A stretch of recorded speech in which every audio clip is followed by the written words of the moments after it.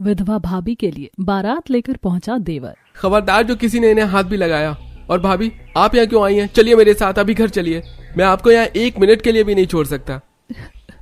नहीं विवेक, मैं नहीं जा सकती। अगर मैं तुम्हारे साथ चली गई तो समाज मुझे हमेशा के लिए बदनाम कर देगा, मुझ पर लांछन लगा देगा। वैसे भी अब मेरा और तुम्हारा कोई रिश्ता नहीं रहा। समाज को रिश्ता चाहिए ना, तो सुनो, मैं अगले हफ्ते बारात लेकर आऊंगा और करिश्मा मैम को अपनी पत्नी बनाकर ले जाऊंगा। वैसे भी करिश्मा मेरा पहला प्यार है। आखिर ऐसा क्या हुआ करिश्मा के साथ कि उसके घर वाले उसे धक्का देकर निकाल रहे हैं, और क्यों विवेक ने उसे बारात लाने का वादा किया? कहां गया करिश्मा का पति? जानने के लिए बने रहिए हमारी कहानी में।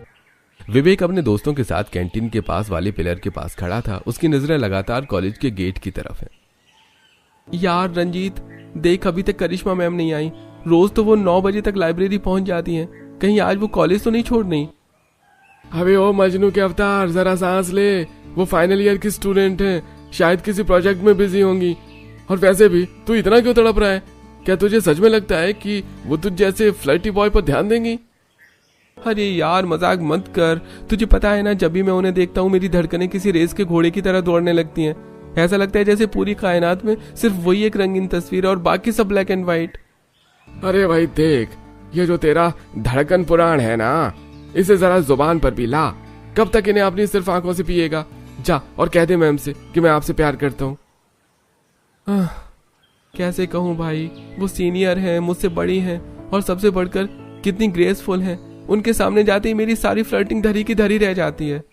तभी सफेद रंग की कुर्ती और जीन्स पहने, कंधे पर बैग लटकाए करिश्मा अपनी 2 सहेलियों के साथ कॉलेज के गेट के अंदर आती है। विवेक उसे देखकर कहता है, देखो यार वो आ गई।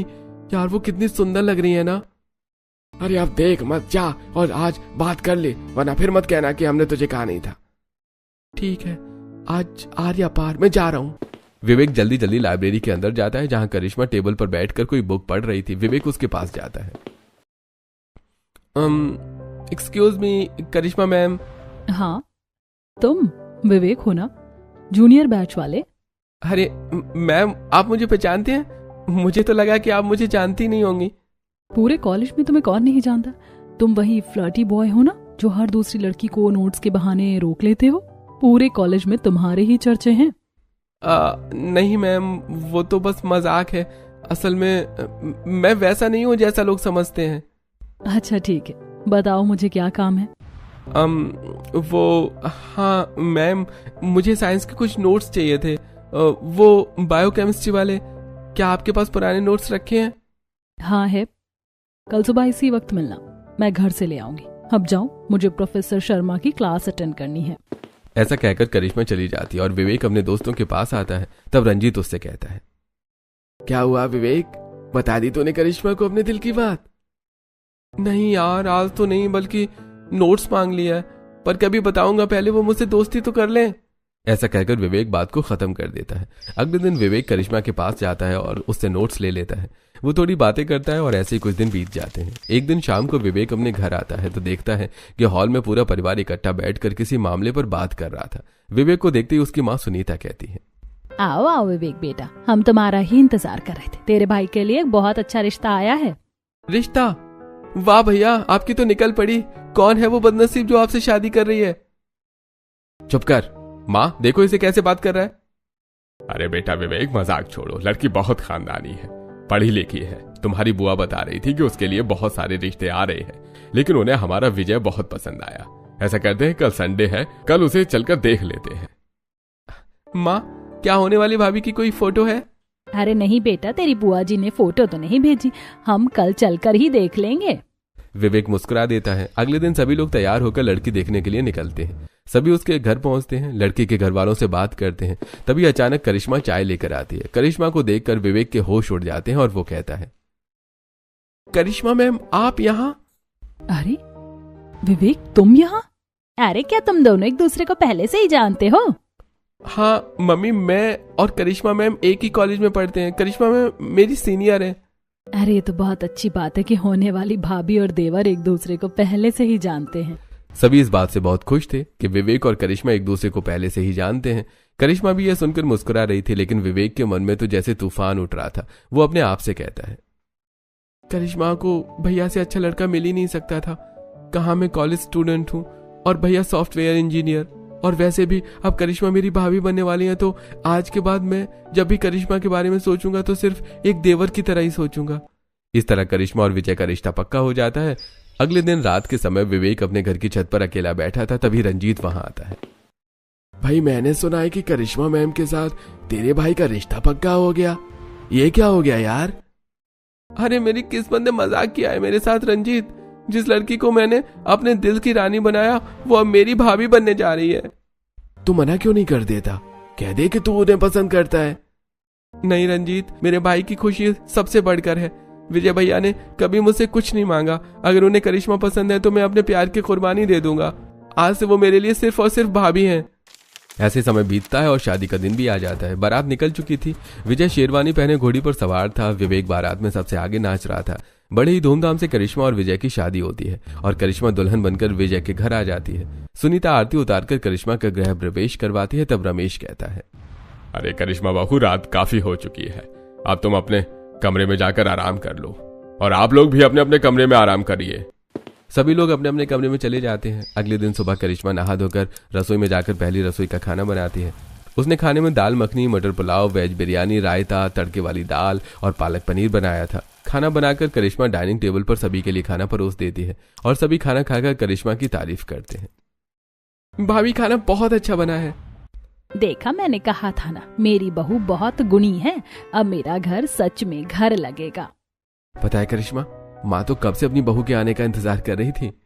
करिश्मा विजय की बात सुनकर मुस्कुरा देती है। धीरे धीरे समय बीतने लगता है। करिश्मा अब घर में काफी घुल मिल गई थी। विजय भी करिश्मा का बहुत ध्यान रखता था। आज रात के 8 बज रहे थे। विजय अपने कमरे में था। विवेक बाजार से लौटा था। उसके हाथ में एक छोटा सा बैग था। वो सीधे किचन की ओर गया जहां करिश्मा खाना बना रही थी। भाभी ये लीजिए, मुन्नालाल की मशहूर केसर पिस्ता आइसक्रीम। मुझे पता ही आपकी फेवरेट है।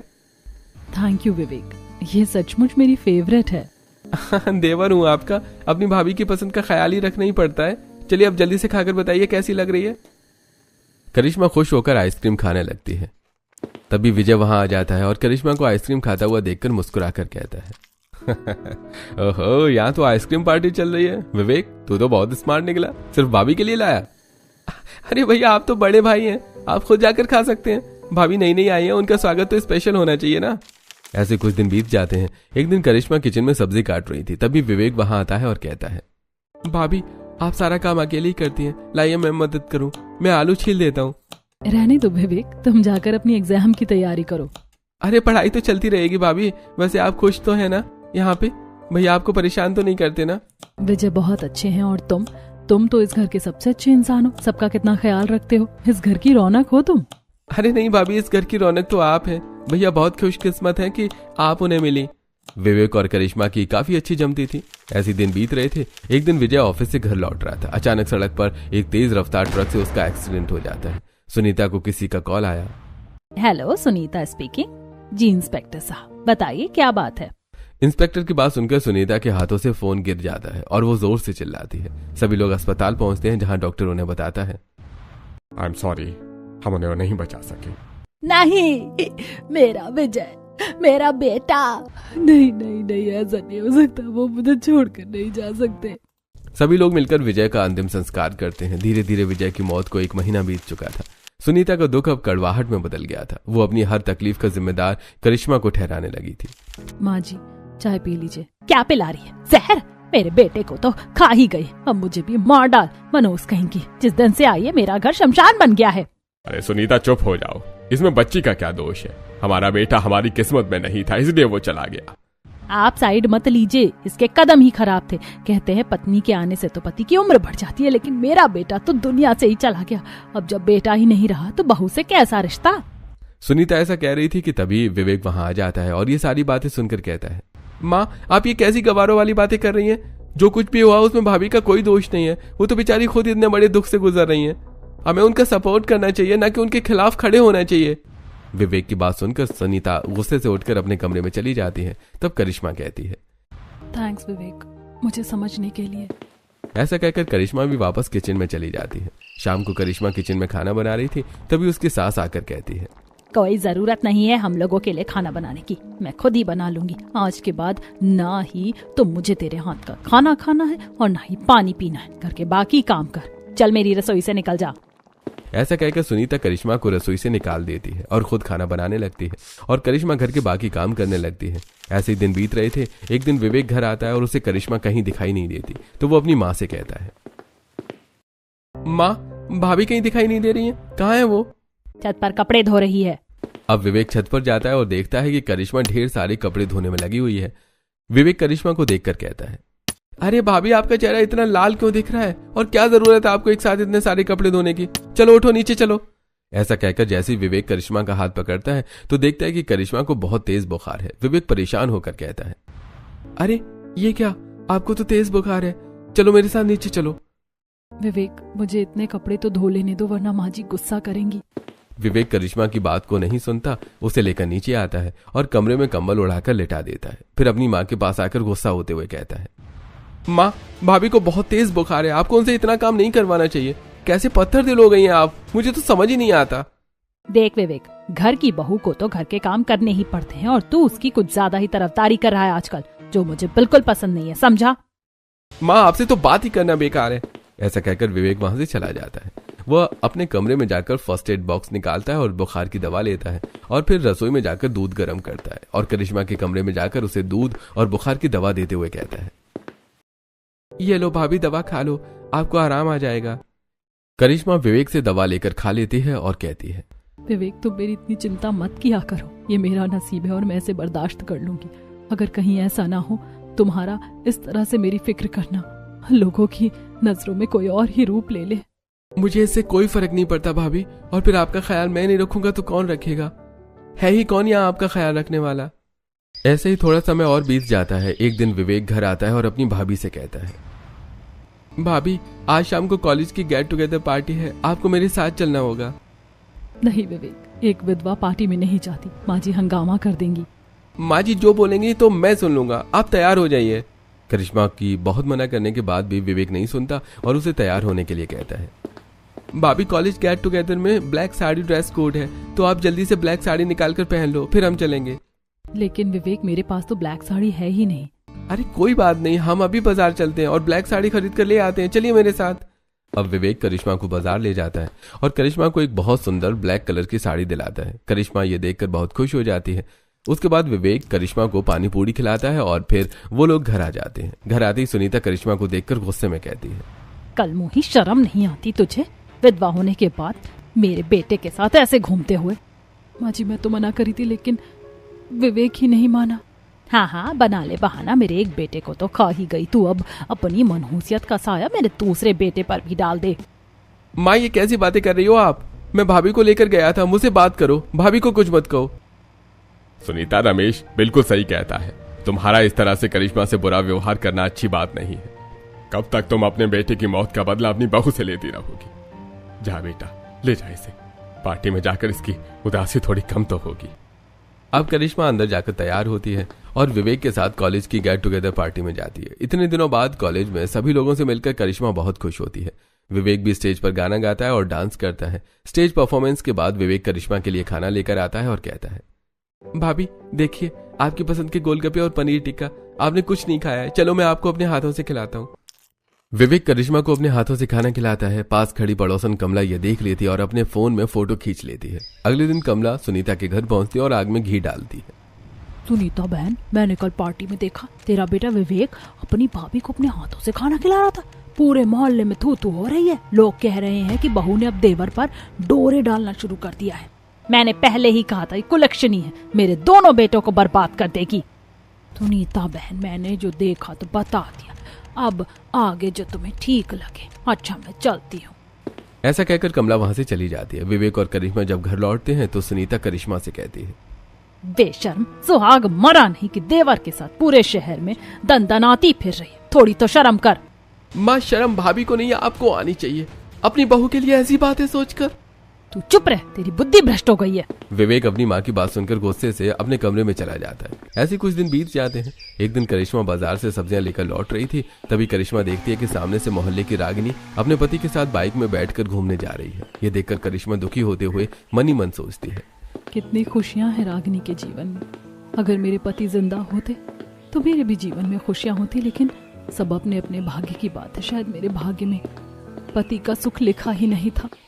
करिश्मा ऐसा सोच ही रही थी कि तभी विवेक करिश्मा के पास अपनी बाइक लेकर आता है और कहता है, अरे मेरी प्यारी भाभी, भाभी सब्जी का झोला मुझे दो और मेरी बाइक पर बैठो, आज मैं आपको पानी पूरी खिलाने ले चलता हूँ। नहीं नहीं विवेक, मुझे घर पहुंचना है, माँ जी इंतजार कर रही होंगी, तुम रहने दो। करिश्मा के बहुत मना करने के बाद भी विवेक नहीं मानता और करिश्मा को अपनी बाइक में बिठाकर सब्जी का झोला सामने रख लेता है। फिर वो दोनों सबसे पहले पानी पूरी की दुकान पर जाते हैं और विवेक करिश्मा को पानी पूरी खिलाता है। उसके बाद वो उसे आइसक्रीम पार्लर ले जाकर आइसक्रीम भी खिलाता है। विवेक अपने हाथों से करिश्मा को आइसक्रीम खिला रहा था, जो रागिनी अपने पति के साथ आइसक्रीम खाते हुए देख लेती है। रागिनी अपने घर जाकर अपनी सास कमला को सारी बातें बताती है और कमला पहुंच जाती है आग में घी डालने के लिए सुनीता के पास। क्या बताऊं बहन, तुम्हारी बहू ने तो बेशर्मी की सारी हदें पार कर दी। दोनों एक दूसरे को अपने हाथों से आइसक्रीम खिला रहे थे। मेरी बहू ने तो अपनी आंखों से देखा। अभी भी समय है, अगर अपने बेटे को बचा सकती हो तो अपनी बहू के चंगुल से बचा, वरना देर ना हो जाए। आने दो आज उसे, अच्छी तरह खबर लूंगी मैं उसकी। कमला बातें करने के बाद अपने घर चली जाती है तो वहीं दूसरी तरफ विवेक करिश्मा को लेकर घर आता है। घर के अंदर आते ही सुनीता भड़कते हुए करिश्मा से कहती है, आ गई तू अपने देवर के साथ गुलछर्रे उड़ाकर। माँ अपनी जुबान संभाल कर बात करो, मैं भाभी को सिर्फ पानी पूरी और आइसक्रीम खिलाने ले गया था। आखिर वो भी तो इंसान है, उन्हें भी तो खुश रहने का अधिकार है। हाँ तो उसे खुश रखने वाला सिर्फ तू ही बचा है क्या दुनिया में? मैं तो कहती हूँ आज ही उसे उसके मायके छोड़ा। तुझे उसका दुख बांटने की कोई जरूरत नहीं है, उसके मायके वाले देख लेंगे। माँ भाभी कहीं नहीं जाएंगी, ये यहीं रहेंगी। ऐसा कहकर विवेक गुस्से से अपने कमरे में चला जाता है और करिश्मा रोते हुए अपने कमरे में चली जाती है। इस घटना के बाद करिश्मा ने विवेक से बात करना छोड़ दिया था। वो विवेक से दूर दूर रहती थी। एक दिन विवेक करिश्मा के कमरे में आता है और कहता है, भाभी देखिए, मुझे एक बहुत बड़ी कंपनी से ऑफर लेटर आया और इंटरव्यू के लिए भी बुलाया गया है। मैं आज शाम को ही जा रहा हूँ। करिश्मा विवेक की बात का कोई जवाब नहीं देती और विवेक अपने इंटरव्यू के लिए निकल जाता है। उसके जाने के बाद करिश्मा मन ही मन सोचती है, सच में विवेक, मुझे पता था तुम बहुत कामयाब होगे, बधाई हो। विवेक के जाने के बाद करिश्मा और भी दुखी हो जाती है और सुनीता का जुल्म लगातार बढ़ता जाता है। एक दिन सुनीता पंडित जी को फोन लगाती है और कहती है, पंडित जी मैं आपसे विवेक के लिए लड़की देखने को कही थी, कुछ बात बनी कहीं पर? अरे नहीं नहीं बहन जी, दरअसल जहाँ भी रिश्ते की बात करो तो वो कहते हैं कि देवर और भाभी के बीच में कुछ चल रहा है और लोग इसीलिए विवेक के साथ अपनी लड़की का रिश्ता देने के लिए मना कर देते हैं। सुनीता फोन रखती है और गुस्सा होते हुए करिश्मा को आवाज देती है। करिश्मा दौड़कर वहां आती है। तब सुनीता कहती है, सारे जमाने में थू थू हो रही है कि देवर भाभी के बीच कुछ चल रहा है। तू यही चाहती है ना कि मेरे बेटे की शादी ना कर पाऊं और तू उससे शादी कर ले। मैं ऐसा कभी नहीं होने दूंगी। कल मुही निकल जा मेरे घर से इसी वक्त। नहीं नहीं माँ जी, ये मेरे पति का घर है, मुझे यहाँ से मत निकालिए। आप कहेंगे तो मैं कभी भी विवेक से बात नहीं करूंगी, मुझे यहाँ रहने दीजिए। करिश्मा गिड़गिड़ाती रहती है और रमेश भी बहुत मना करता है, लेकिन सुनीता नहीं मानती और हाथ पकड़कर धक्का देते हुए करिश्मा को बाहर निकाल देती है। करिश्मा के पास अब अपने मायके वापस आने के अलावा और कोई रास्ता नहीं था। जैसे करिश्मा दरवाजे पर आती है तो उसकी भाभी पल्लवी से देखकर मुंह बनाते हुए कहती है, करिश्मा तुम अकेली यहाँ आई हो? तुम्हारी सास ससुर या देवर कोई साथ नहीं आया? नहीं भाभी, मेरी सास ने मुझे घर से निकाल दिया। अब मैं हमेशा के लिए यहाँ गई हूँ। क्या कहा तुमने? हमेशा के लिए आई हो? देखो करिश्मा, एक बार विदा होने के बाद लड़की का घर उसका ससुराल ही होता है। तुम यहाँ ज्यादा दिन तक नहीं रह सकती। मेरे पति की छोटी सी जॉब है, आखिर मुझे और मेरे पति को भी तो अपने भविष्य के बारे में सोचना है। तभी ममता वहां आ जाती है और करिश्मा को गले लगाकर कहती है, पल्लवी बहू ऐसा क्यों कह रही है? तुझे तो पता है ना कि करिश्मा पर कितना बड़ा दुख का पहाड़ टूटा है। हाँ करिश्मा बेटा बैठ।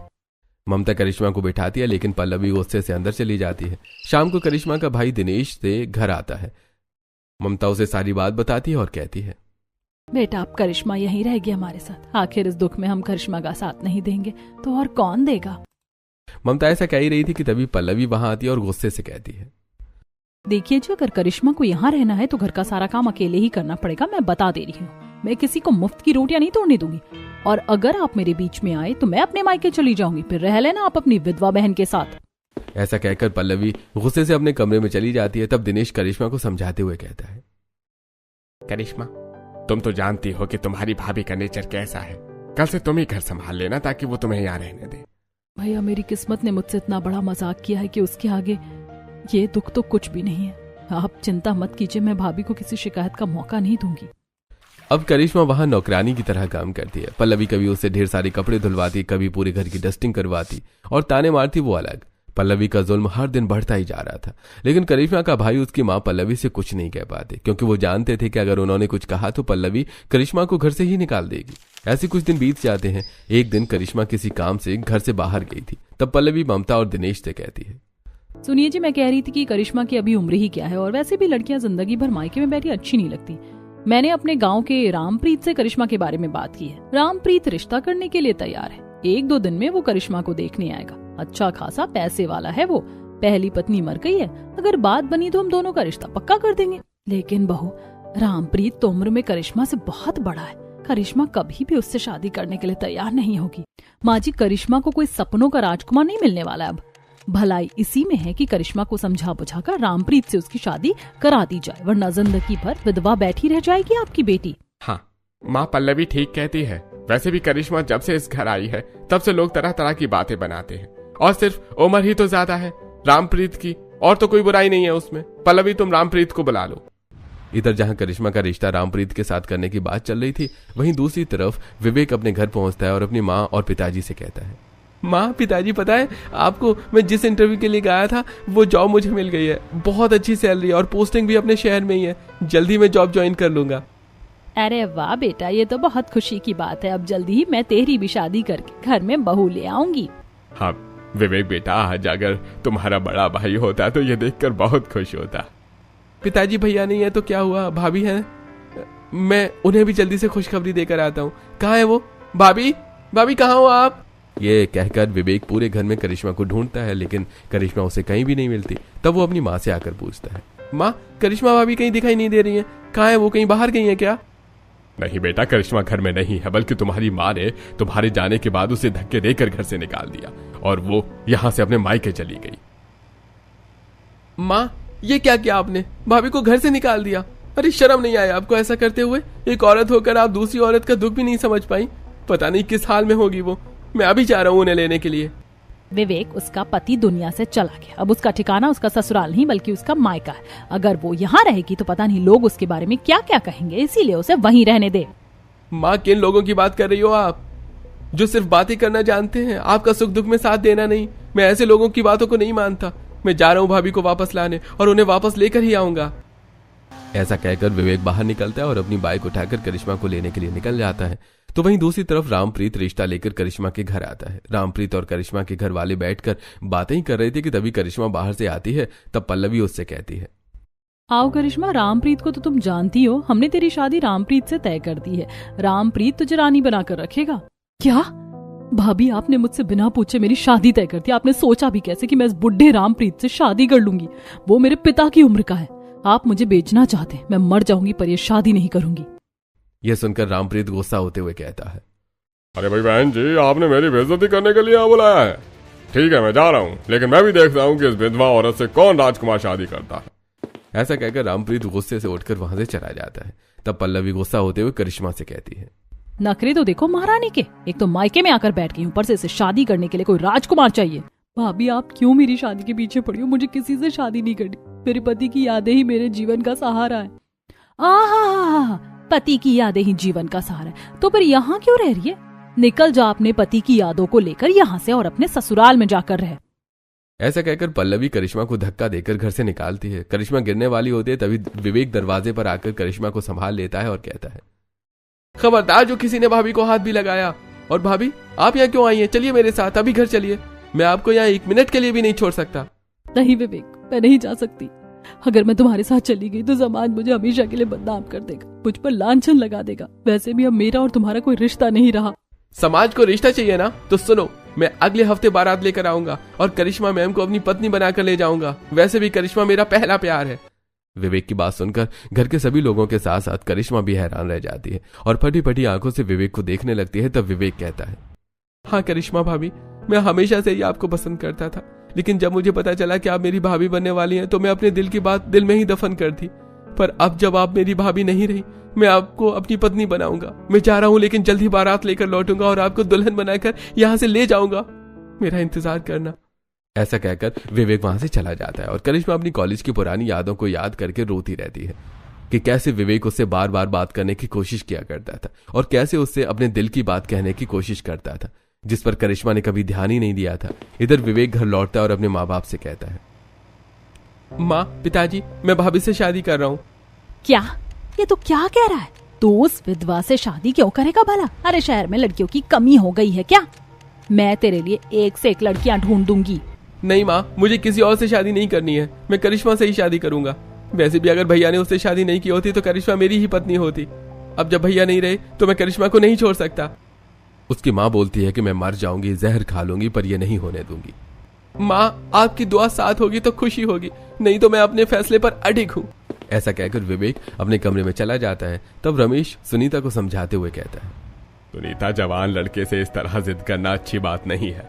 वैसे भी करिश्मा बहुत अच्छी लड़की है। अगर वो फिर से हमारे घर में आएगी तो हमारा घर वापस से खुशहाल हो जाएगा। तुम मान जाओ। बहुत समझाने के बाद भी सुनीता नहीं मानती। विवेक अपनी बारात और शादी की तैयारी कर रहा होता है। उसने कार्ड छपवाए, सभी को कार्ड बांटे, करिश्मा के लिए शॉपिंग की और उसकी बारात का दिन भी आ गया। बारात बाहर सजी धजी तैयार खड़ी थी और विवेक के दोस्त डांस कर रहे थे। विवेक दूल्हा बना हुआ था। अपनी माँ के पास आता है और कहता है, माँ, बारात निकलने वाली है। मैं चाहता हूँ कि अपनी बहू को लाने के लिए आप भी मेरे साथ चलो। मैं उसे अपनी बहू नहीं मान सकती, मैं नहीं जाऊंगी। ठीक है माँ, मैं जा रहा हूँ। अगर आप साथ चलती तो मुझे खुशी होती। ऐसा कहकर विवेक वहां से चला जाता है। तब रमेश गुस्सा होते हुए सुनीता से कहता है, सुनीता, मुझे लगा था कि तुम अभी गुस्से में हो, लेकिन धीरे धीरे मान जाओगी। पर तुमने तो हद ही कर दी। तुम्हें अपनी अकड़ विवेक की खुशियों से ज्यादा प्यारी है। ठीक है, तो मत जाओ। मैं जा रहा हूँ विवेक की बारात में शामिल होने के लिए। पूरा शहर देख रहा था। एक देवर अपनी विधवा भाभी के लिए बारात देकर पहुंचा। ढोल नगाड़े बज रहे थे। विवेक ने शेरवानी पहनी थी। बारात करिश्मा के दरवाजे पर पहुंची। करिश्मा अपने घर के बाहर आती है। विवेक घोड़ी से उतरता है और रंजीत से शादी का जोड़ा लेकर करिश्मा के हाथ में देते हुए कहता है, करिश्मा मैम, मैं आ गया हूँ आपके लिए बारात लेकर। ये लीजिए शादी का जोड़ा और जल्दी से तैयार हो जाइए। मैं अपने साथ पंडित जी को भी लेकर आया हूँ। और हाँ, जल्दी कीजिए, मुहूर्त नहीं निकलना चाहिए। करिश्मा शादी का जोड़ा हाथ में ले लेती है और उसकी आंखों में आंसू थे। तभी पीछे से ममता उसके कंधे पर हाथ रखते हुए कहती है, बेटा, सचमुच तू बहुत भाग्यशाली है कि विवेक तेरे जीवन में। जा, आप जल्दी से तैयार होकर आ जा। तेरा सौभाग्य तेरा इंतजार कर रहा है। अब करिश्मा खुशी से अंदर जाती है और थोड़ी देर बाद वो सजी धजी दुल्हन के रूप में बाहर आती है। विवेक देखता है कि करिश्मा बहुत सुंदर लग रही थी।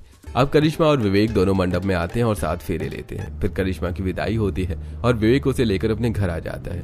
सुनीता दरवाजे पर खड़ी थी। वो विवेक और करिश्मा को देखकर रोकते हुए कहती है, रुक जाओ करिश्मा, मेरे घर के अंदर नहीं आ सकती।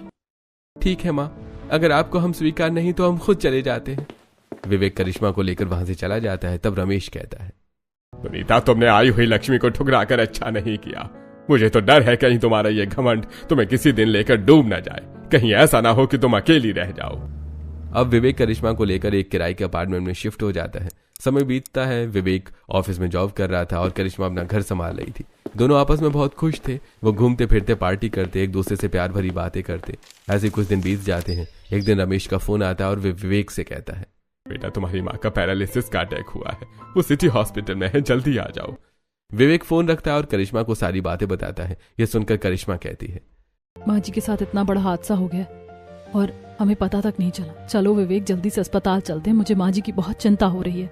विवेक और करिश्मा अस्पताल पहुंचते हैं। अस्पताल के बेड पर सुनीता बेहोश लेटी हुई थी। करिश्मा अपनी सास के पैर के पास बैठकर कहती है, माँ जी, मैं आ गई हूँ, आप ठीक हो जाइए। मैं आपको छोड़कर चली जाऊंगी।